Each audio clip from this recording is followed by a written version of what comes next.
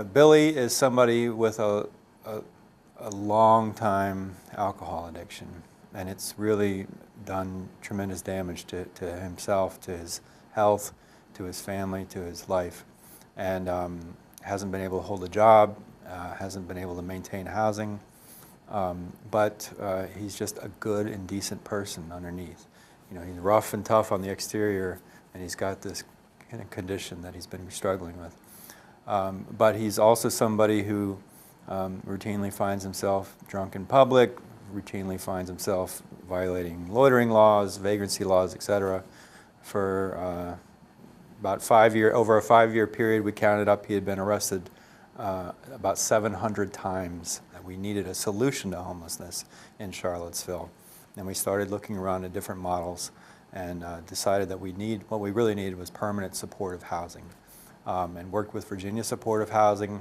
It took a number of years, took a lot of political capital, but by this point I was on the city council. I had been elected to the city council of Charlottesville. The number one plank on my platform was to create a housing fund, a housing trust fund for the city of Charlottesville. We got that done, and we were able to use the proceeds from that fund to purchase a piece of land that ultimately became what's now known as the Crossings at 4th and Preston, Charlottesville's first permanent supportive housing facility.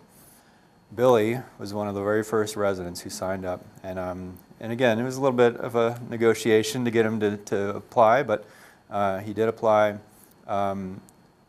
The previous 5 years have been arrested 700 times. We've been open now a year and a half with the Crossings. He has been arrested twice, and that's not good, but when you compare it to the previous volume of arrests, it's a remarkable difference. And I'm not trying to say he's stopped drinking altogether, but his drinking has subsided. He's on a much better path in life.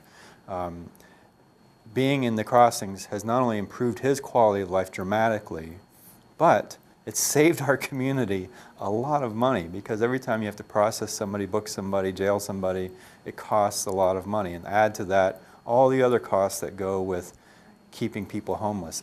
In many cases, including Billy's, it's a lot more expensive to keep somebody on the streets or allow them to stay on the streets than it is to simply provide even a deeply subsidized supported unit. So it's working. Affordable housing, permanent supportive housing is working, not just for Billy personally, but for our community. It's making a huge difference. We see it every day. The jail sees it, the emergency rooms see it, our detox facilities see it, our shelters see it. It's working. And multiply his story by 30 others, and you can see it's making a tremendous impact.